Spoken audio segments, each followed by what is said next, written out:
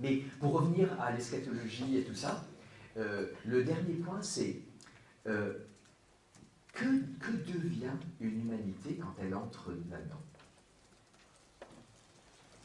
Alors, Balthazar prend l'exemple de l'humanité de Jésus. Et alors c'est intéressant parce que là, il fait une association d'idées avec toutes les idées. Alors, qu'est-ce que fait Jésus juste avant de mourir? C'est la scène, c'est l'Eucharistie. Qu'est-ce que c'est l'Eucharistie? C'est le moment où un homme fait ce qu'aucun homme ne peut réellement faire. C'est-à-dire, il se donne à manger. Il se donne aux autres de telle manière à pouvoir devenir une partie de l'autre.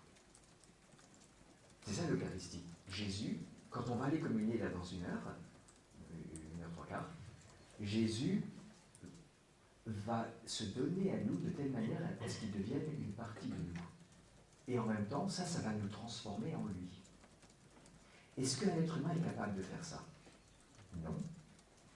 Pourquoi est-ce que Jésus ressuscité est capable de faire ça? Parce que c'est Jésus ressuscité. Alors c'est sûr, la dernière scène a été faite par le Fils avant la résurrection, mais l'Eucharistie que nous vivons, ce que nous recevons, c'est le corps du Christ ressuscité.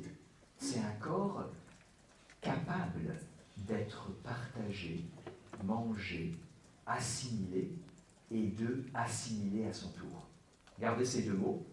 L'Eucharistie, c'est une humanité, un corps humain, capable d'être assimilé et d'assimiler.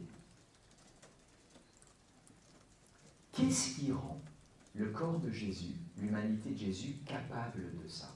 Bien sûr, c'est la résurrection. Mais c'est quoi la résurrection?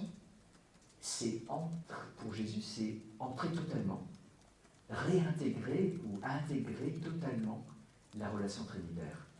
Or, c'est quoi la relation? C'est comment il est le Fils éternel?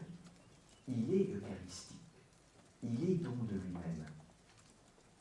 Donc, qu'est-ce qui se passe avec la résurrection?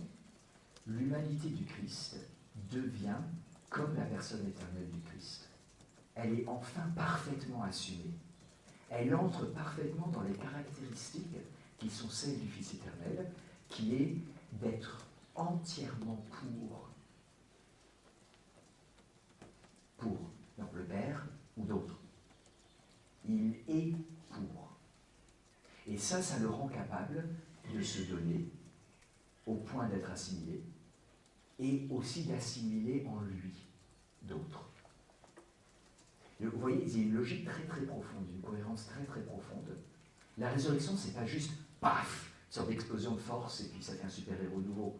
Non, c'est réellement l'entrée dans la relation trinitaire. C'est le moment où l'humanité du Christ partage jusqu'au bout, jusqu'à ce qui est possible pour un être humain, de la personne du Fils.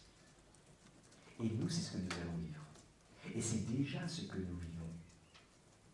C'est-à-dire que plus nous ressuscitons, plus nous vivons en Jésus, plus nous ressuscitons, plus nous devenons eucharistiques, plus nous devenons capables de nous donner aux autres. Plus nous devenons capables aussi de recevoir les autres dans notre vie comme étant membres de nous. Vous êtes membres les uns des autres. Vous êtes membres les uns des autres.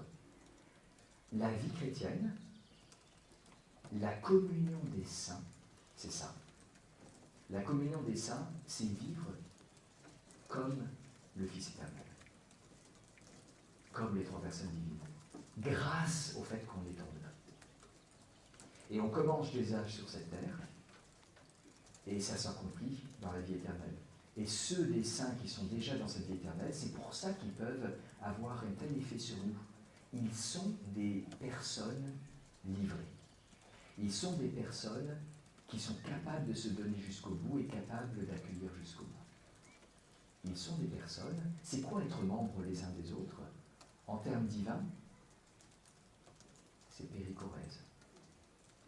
Le but final, c'est que nous partagions la périchorèse des personnes divines, que nous soyons les uns dans les autres.